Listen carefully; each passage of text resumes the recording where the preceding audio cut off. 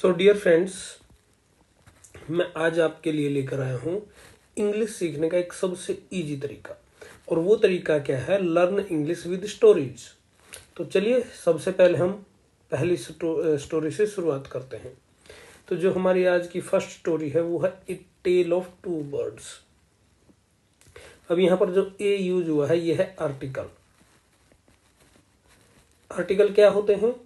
जब भी कोई कॉमन नाउन यूज होता है, कॉमन नाउन मतलब जो कॉमन नाउन है, सभी चीज़ों का जो नाम होता है, दुनिया की कोई भी चीज़ नाउन है और उसमें से जो एक सेम टाइप की चीज़ें होती हैं उसे कॉमन नाउन कहते हैं। इसका ग्रामर का चैप्टर मैं आपको अलग से पढ़ाऊंगा। इसी चैप्टर के बाद आपको वो चैप्टर पढ़ना है तो आपको यहाँ पर पता लगेगा कि कॉमन नाउन क्या होते हैं। डिटेल में वहाँ पर डिस्कस करेंगे। तो यहाँ पर आपने टेल का मीनिंग है कहानी, स्टोरी। कोई भी स्टोरी आप पढ़ते हैं वो टेल है। टू बर्ड्स, ये दो पंछियों की कहानी है, दो पक्षियों की कहानी है ये। तो इस स्टोरी में हम देखेंगे कि हमें क्या सीखने को मिलता है और कौन से आपके लिए नए वर्ड्स हैं। तो ये स्टोरी दो पार्ट में है। इसमें जो पहला पार्ट है उसे पढ़ते हैं। A mother bird and her two young ones lived in a forest. अब यहाँ पर जो ए मदर बर्ड है इसका मीनिंग है एक ऐसा पंछी जो माँ है, यानी कि कोई फीमेल बर्ड है और उसके बच्चे हैं। And her two young ones, यहाँ पर जो हर है ये क्या है? यहाँ पर आपने इस मदर बर्ड को शी समझना है। तो शी की कोई भी चीज होती है उसकी या उसके मीनिंग यहाँ पर आएगा टू यंग वंस। यंग छोटे, ये एडजेक्टिव है। आपको एडजेक्टिव का चैप्टर अलग से पढ़ना है इसी लेसन के साथ साथ। वंस, यहाँ पर जो वंस आया है ये बर्ड्स के जो बच्चे हैं उनके लिए यूज हुआ है। तो यहाँ पर आप देखेंगे कि जो यंग वंस है, जो वंस वर्ड है ये जाता है बर्ड के साथ। बात पंछियों की चल रही है तो दो पंछी हैं इसके, टू यंग वंस। अब पंछी के जो छोटे बच्चे होंगे वो क्या होंगे? पंछी ही होंगे। तो यहाँ पर यंग वंस का मतलब क्या? दो छोटे बच्चे उस मदर बर्ड के, जो मादा पक्षी था उसके दो बच्चे हैं। लिव्ड इन ए फॉरेस्ट, यहाँ पर ये वर्ब है और वर्ब की सेकंड फॉर्म है। वर्ब की सेकंड फॉर्म पास्ट की बात यूज करने के लिए की जाती है। तो यहाँ पर ये जो स्टोरी है ये पास्ट की चल रही है। पास्ट में कोई भी एक्टिविटी हुई उसके लिए आपने सेकंड फॉर्म यूज करनी होती है। खैर, इसकी ट्रांसलेशन पर आते हैं। A mother bird and her two young ones lived in a forest. एक मादा पक्षी और उसके दो छोटे बच्चे, छोटे पक्षी किसी जंगल में रहते थे। फॉरेस्ट का मतलब होता है जंगल, जो पेड़ पौधे जहां पर बहुत ज्यादा होते हैं उसे फॉरेस्ट एरिया कहा जाता है। ये सभी आप जानते होंगे, कॉमन सा वर्ड है। The mother was killed in A storm. अब जो मदर थी वो किस में मारी गई? Killed in A storm. Storm होता है तूफान में मारी जाती है। And the young birds were separated from each other. और जो छोटे पक्षी थे, जो छोटे पंछी थे, वो एक दूसरे से अलग हो जाते हैं। ईच अदर का मतलब होता है एक दूसरे से। सेपरेटेड मीन्स अलग हो जाना। Each found a different home. Each का मतलब है दोनों को एक अलग अलग घर मिल जाता है। दोनों एक अलग अलग घर ढूंढ लेते हैं रहने के लिए, क्योंकि मदर उनकी मारी जाती है तो उनके पास कोई घर नहीं होता। तो एंड में उनको अलग अलग घर मिलते हैं।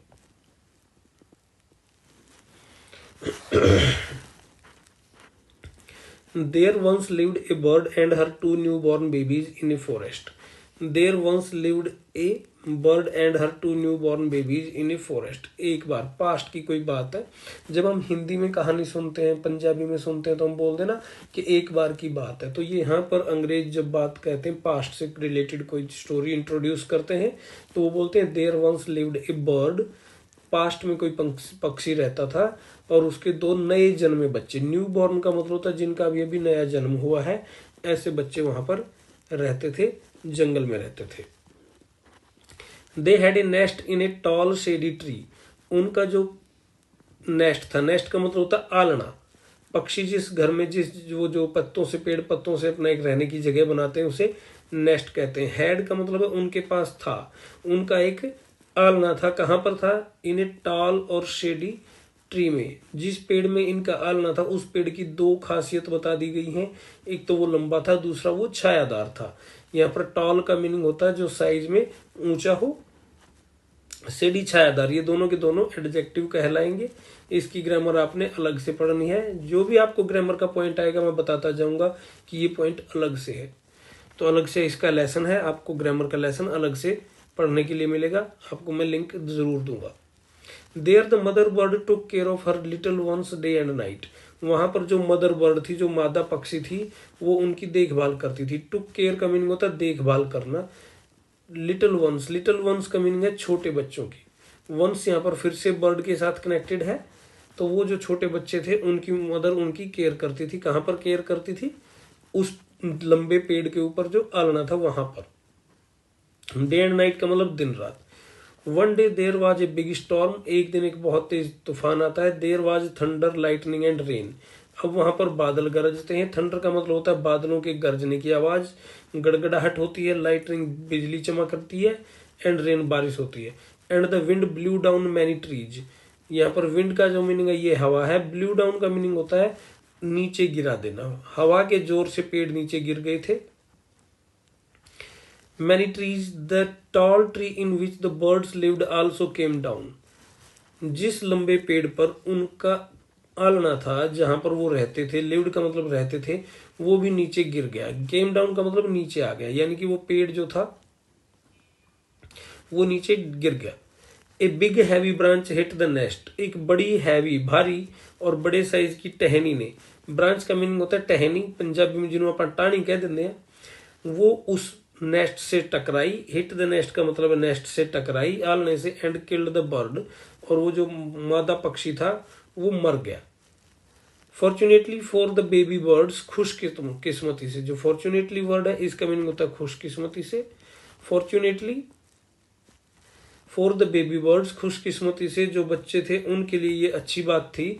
The strong wind blew them away to the other side of the forest, जो तेज हवा थी, स्ट्रॉन्ग विंड का मतलब है तेज हवाएं, वो उनको दूसरी साइड उड़ा ले गई। One of them came down near A cave, one of them का मतलब उनमें से एक कहां पर आया? केम डाउन नियर ए केव। केव का मीनिंग होता है गुफा। केम डाउन माने नीचे आया। अब वो हवा में उड़ता जा रहा था, हवा उसको उड़ा के ले जा रही थी, तो जहां पर एक केव थी वहां पर वो आया, नीचे डिग पाया, नीचे गिर पड़ा। Where a gang of robbers lived, gang of robbers का मीनिंग होता है लुटेरों का गिरोह। रॉबर्स जो वर्ड है इसका मीनिंग होता है लुटेरे। गैंग का मतलब है ये कलेक्टिव नाउन है। कलेक्टिव नाउन उस नाउन को कहते हैं जो काफी सारी चीजों के इकट्ठ को हो। जब उनके ग्रुप को जो कॉमनली नाम जो दिया जाता है उसे कलेक्टिव नाउन कहते हैं। इसके लिए भी आपको एक अलग से चैप्टर पढ़ाऊंगा मैं। द अदर लैंडेड आउटसाइड ए ऋषिज आश्रम, जो दूसरा था वो कहां पर गिरता है? लैंडेड का मतलब होता है नीचे उतरना, तो वो एक ऋषि के आश्रम के पास उतरता है जो कि पहले वाले से थोड़ी सी डिस्टेंस पर था। लिटिल डिस्टेंस अवे का मतलब है वो थोड़ा सा उस डिस्टेंस से दूर था।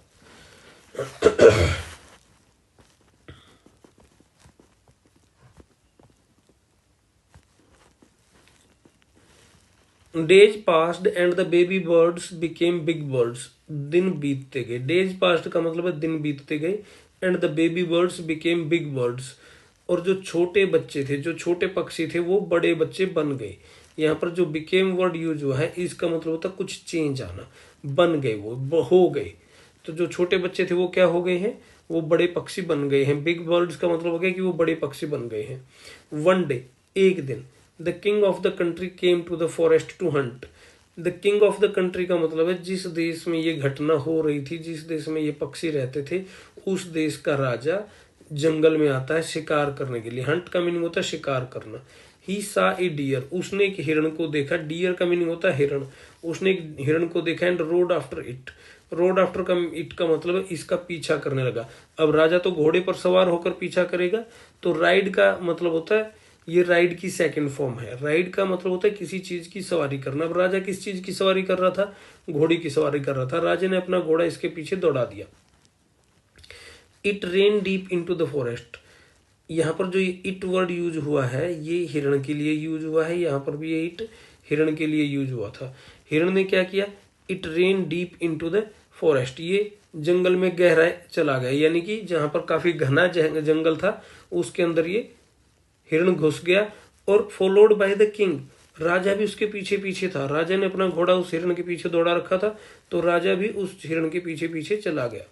सून the king lost his way and didn't know where he was, जल्दी ही राजे ने अपना रास्ता भूल गया। ये जो यहाँ पर है लॉस्ट हिज वे, इन तीनों वर्ड का मीनिंग होता है रास्ता भटक जाना। जल्दी ही, सून का मीनिंग होता है जल्दी ही, जल्दी ही राजा अपना रास्ता भटक गया। And didn't know where he was, और राजा को ये नहीं पता चला कि वो कहाँ पर था। यानी कि जब वो रास्ता भूल ही चुका है तो राजा को क्या पता कहाँ पर है वो। तो यहाँ पर ये आपको स्टोरी यहाँ तक समझ में आ गई है। इसके बाद नेक्स्ट पढ़ते हैं। He rode on for a long time, राजा काफी देर तक घुड़सवारी करता रहा, राजा घोड़े के ऊपर चलता रहा। Long time till he came to the other side of the forest, यानी कि टिल ही का मतलब है तब तक। राजा कब तक चलता रहा, काफी लंबा चलता रहा। कब तक चलता रहा, जब तक वो जंगल के दूसरे सिरे तक नहीं पहुंच गया। वेरी टायर्ड बाय नाउ, अब काफी रास्ता चलने के बाद राजा थक गया था। He got off his horse, जब भी आप किसी व्हीकल से उतरते हैं, किसी जानवर से उतरते हैं तो गॉट ऑफ होता है, तो वो अपने घोड़े से उतरा, got off his horse and sat down under a tree, और एक पेड़ के नीचे बैठ गया। Set down under a tree का मतलब है पेड़ के नीचे बैठ गया। दैट स्टूड नियर ए केव, अब यहां पर जो दैट वर्ड आया है ये आया है जो की। अब किसकी बात कर रहे हैं हम, पेड़ की बात कर रहे हैं। और वो पेड़ कहां पर खड़ा था, एक गुफा के नजदीक खड़ा था। Suddenly he heard a voice cry out, अचानक से, सडनली का मतलब होता अचानक से। ही heard a voice cry out, उसने एक आवाज सुनी जो चिल्ला रही थी, यानी कि वो जो आवाज थी वो बड़ी कर्कश आवाज थी और ऐसे लग रहा था जैसे कोई जोर जोर से बुला रहा हो। क्विक हरी अप, जल्दी करो जल्दी करो। क्विक हरी अप का मतलब है बहुत जल्दी करो, छेती आओ, जल्दी जल्दी आओ। There is someone under the tree, पेड़ के नीचे वहां पर कोई है। There is someone under the tree, come and take his jewels, आओ और उसके गहने ले लो। यहाँ पर जो ज्वेल्स है इसका मतलब होता है गहने। राजा ने जो टूम पहनी हुई थी, जो सजावट के लिए गहने पहनता राजा, क्या आपने हार, गले में हार देखे होंगे, हाथों पर उसने ब्रेसलेट वगैरह पहने होते हैं, और उसके गहने ले लो और उसका घोड़ा ले लो। हरी, और else he will slip away, else का मतलब होता है नहीं, तो अगर तुम ऐसा नहीं करोगे तो ये क्या करेगा, स्लिप अवे हो जाएगा। यहाँ पर जो ये है एल्स, ये ही और विल को मिलाकर है, इसको कॉन्ट्रैक्टेड फॉर्म बोलते हैं, शॉर्ट फॉर्म है ये। Else he will slip away, नहीं तो ये भाग जाएगा।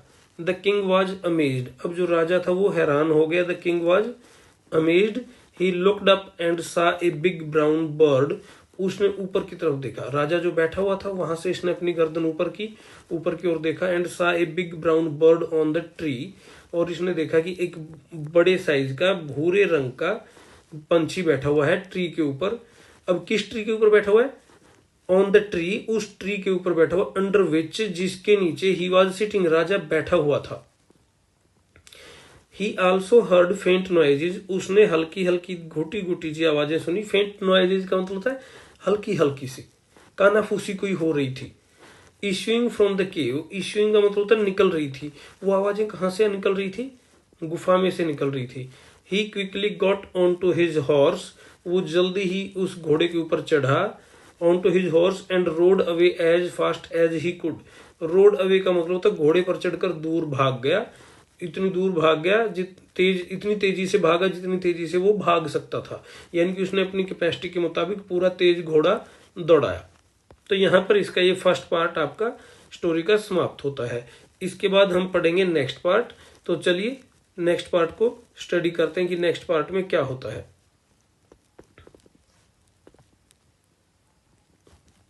अब नेक्स्ट पार्ट की जो स्टोरी है उसमें क्या होता है कि the king was amazed to hear a similar voice.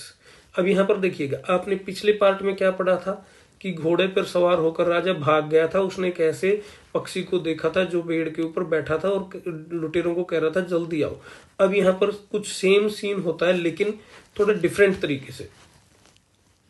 The king was amazed to hear a similar voice again, राजा फिर से हैरान होता है। सिमिलर वॉइस अगेन, सिमिलर का मतलब बिल्कुल वैसी ही आवाज इसको सुनाई देती है, उसी तरीके से। He came to know the birds true story, अब यहां पर केम टू नो जो वर्ड है इसका मतलब होता है उसको पता लगा। उसको पता चलता है, पहले उसे पता नहीं था, बाद में पता चलता है ना, तो came to know. The birds true story. यहां पर एक चीज और मैं आपको पढ़ाने जा रहा हूं। आप यहां पर देखेंगे कि ये जो बर्ड्स है इसके ऊपर एक अपोस्ट्रोफी लगा हुआ है। ये ऐसे जो कॉमा लगता है ऊपर की तरफ से, इसे अपोस्ट्रोफी कहते हैं। अपोस्ट्रोफी का जो मीनिंग आता है वो आता है का, की, या पंजाबी में हम इसको दा, दे, दी पढ़ते हैं, जिसका मीनिंग होता है उनका। अब यहां पर स्टोरी चल रही है किसकी? बर्ड्स की। तो यहां पर राजा को क्या पता चलता है? बर्ड्स की सच्ची कहानी पता चलती है कि इन बर्ड्स की कहानियों के पीछे सच्चाई क्या है, हकीकत क्या है। He met the rishi who explained the behavior of each bird. वो एक ऋषि से मिलता है जिसने, हु का मीनिंग है यहां पर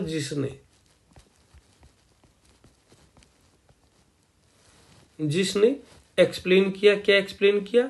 इनकी बिहेवियर को। बिहेवियर का मतलब आप सभी जानते हैं कि किस तरीके से हम व्यवहार करते हैं औरों के साथ। तो ईच बर्ड का व्यवहार ऐसा क्यों था, हर एक पंछी का व्यवहार ऐसा क्यों था, ये ऋषि ने एक्सप्लेन किया। Soon he came to a clearing. जल्दी ही वो एक साफ सुथरे इलाके पर आया। क्लियरिंग का मतलब होता है साफ सुथरा इलाका। विच लुक्ड लाइक एन आश्रम, जो कि किसके जैसा दिख रहा था? विच लुक्ड लाइक एन आश्रम, जो एक आश्रम की तरह दिख रहा था। इट वॉज द ऋषिज आश्रम। अब यहां पर फिर से देखिएगा अपोस्ट्रोफी आई हुई है। अपोस्ट्रोफी का मतलब हो गया का, की। यहां पर ऋषि के बाद है, एस के बाद नहीं है, क्योंकि ऋषि एक था। तो जब हम एक चीज की बात करेंगे तब हम उस वर्ड के तुरंत बाद एस लगाएंगे। तो ये यहां पर जो ये ऋषि का एक आश्रम था। The king tied his horse, राजा ने अपना घोड़ा बांधा। To a tree and sat down in its shade, राजा ने अपना घोड़ा बांधा पेड़ के साथ और इसी की छाया में बैठ गया। केम सेट डाउन का मतलब नीचे बैठ गया। इन इट्स शेड, शेड का मीनिंग होता है पेड़ की छाया। Suddenly he heard a gentle voice announce, जल्दी ही उसने क्या सुना? एक बड़ी ही सॉफ्ट आवाज सुनी, बड़ी ही विनम्र आवाज सुनी। अनाउंस, जो कह रही थी। पीछे वहां पर वर्ड यूज हुआ था क्राई, क्योंकि वो जोर जोर से चिल्ला रहा था, ये बड़े प्यार से बुला रहा था। तो यहाँ पर अनाउंस वर्ड यूज हुआ है, जो बड़े प्यार से कह रहा था। वेलकम टू द आश्रम सर, आश्रम में आपका स्वागत है श्रीमान जी। प्लीज गो इनसाइड, अंदर जाइए। एंड रेस्ट, और रेस्ट कीजिए। The rishi will be back soon, ऋषि जल्दी ही वापिस आएंगे। There is some cold water in the pot, वहां पर बर्तन में कुछ ठंडा पानी है। Please make yourself comfortable, कृपया करके अपने आप को कंफर्टेबल कीजिए, यानी कि आरामदायक कर लीजिए। थके होंगे, रिलैक्स हो जाइए। जब आपने घर में आए हुए मेहमान को कहना होता है ना कि जी पैर ऊपर करके बैठ जाओ, रिलैक्स बैठ जाओ, है ना, लेट जाओ, तो आप उसे क्या कहना चाह रहे हैं? आपका ही घर है, फॉर्मेलिटीज मत कीजिए, रिलैक्स हो जाइए। तो यहाँ पर पंछी उसको कह रहा है रिलैक्स हो जाइए, कंफर्टेबल कीजिए अपने आप को। The king looked up and saw a big brown bird in the tree, राजा ने गर्दन ऊपर की और क्या देखा? एक बड़ा पंछी देखा। ही वॉज अमेज्ड, राजा हैरान था। This one looks like the other outside the cave, अब ये बिल्कुल उसके जैसा ही दिख रहा था। लुक्स लाइक का मतलब था दिखना। अब यहां पर जो ये वन यूज हुआ है, ये पंछी के लिए यूज हुआ है। ही सेड टू हिमसेल्फ, उसने अपने आप से कहा। राजा अपने आप को कह रहा है कि ये तो बिल्कुल जो पंछी केव के बाहर था, गुफा के बाहर था, बिल्कुल वैसा ही दिखाई दे रहा है। यू आर राइट सर, आप बिल्कुल सही हैं। आंसर द बर्ड, उस पंछी ने जवाब दिया। He is my brother but he has made friends with robbers, वो मेरा भाई है। He is my brother but he has made friends with robbers, लेकिन उसने लुटेरों के साथ अपनी दोस्ती कर ली है। He now talks as they do, वो बिल्कुल वैसे ही बातें करता है जैसे वो करते हैं, यानी कि जिस तरह से लुटेरे औरों को लूटने की बात करते हैं, उसी तरह से ये मेरा जो भाई है ये भी और लोगों को लूटने की बातें करता है। He doesn't talk to me any more, अब वो मुझसे और बातें नहीं करता, मेरे से बातचीत उसने बंद कर दी है। Just then the rishi entered the ashram, और तभी ऋषि आश्रम में प्रवेश करते हैं। अब यहाँ पर आप देखेंगे इन नहीं यूज हुआ है। इनका यूज जो होता है वो गलत हो जाता अगर यहाँ पर लगा देते तो। तो आपने ये चीज़ ध्यान रखनी है, जो भी स्टूडेंट्स कॉम्पिटिटिव एग्जाम यूज कर रहे हैं, एग्जाम की प्रिपरेशन कर रहे हैं, उनको ये छोटी सी मिस्टेक फाइंड आउट करनी आ जाती है। एंटर के बाद अगर इन लगा हुआ है तो वो मिस्टेक रॉन्ग है।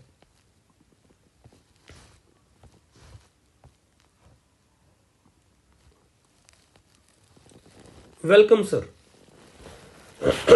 स्वागत है आपका।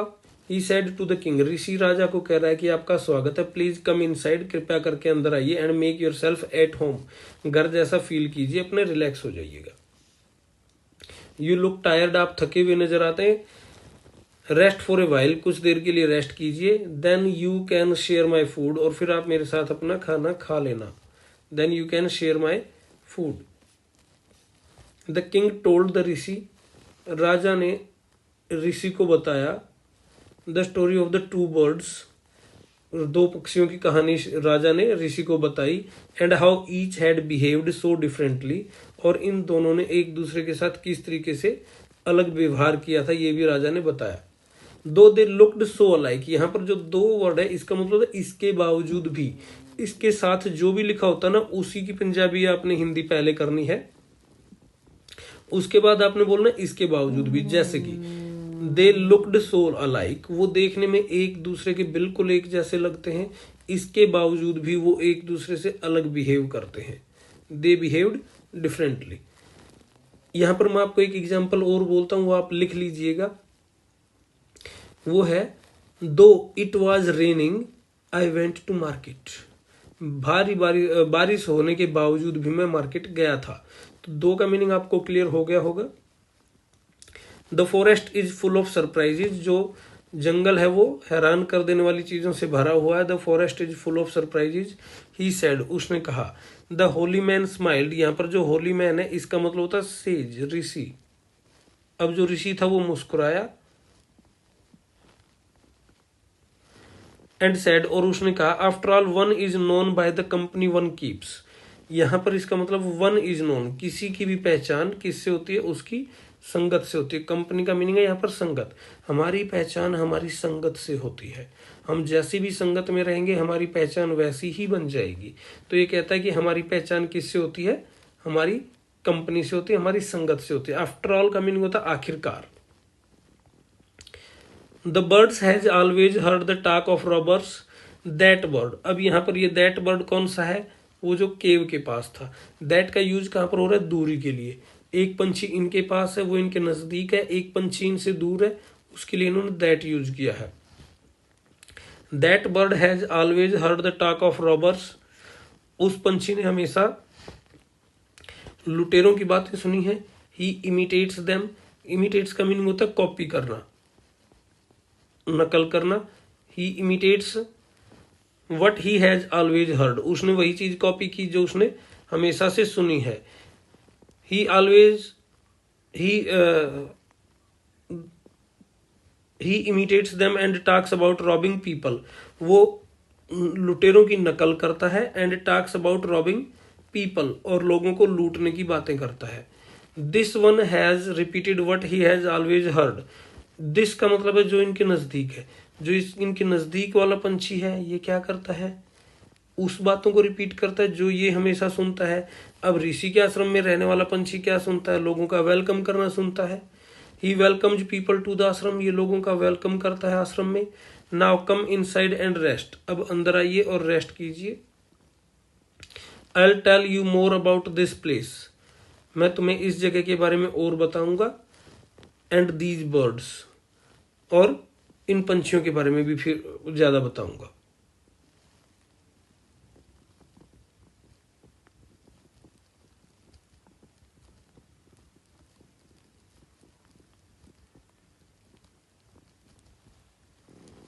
तो यहां पर ये आपका लेसन पूरा होता है। आपने इन लेसन्स को बार बार सुनना है, जितनी बार आप इस लेसन को सुनेंगे उतना ही आपको ये अच्छे से होता जाएगा। मैं उम्मीद करता हूँ कि आपको ये लेसन अच्छे से समझ में आ गया होगा। अब यहाँ पर एक चीज मैं बतानी शायद भूल गया था, मुझे ध्यान नहीं है, मैं फिर से बता देता हूँ। Then you can share my food, इसका मतलब क्या है कि आप मेरे साथ मिलकर भोजन कीजिएगा। तो उम्मीद करता हूँ आपको ये लेसन समझ में आया होगा। Thank you for watching.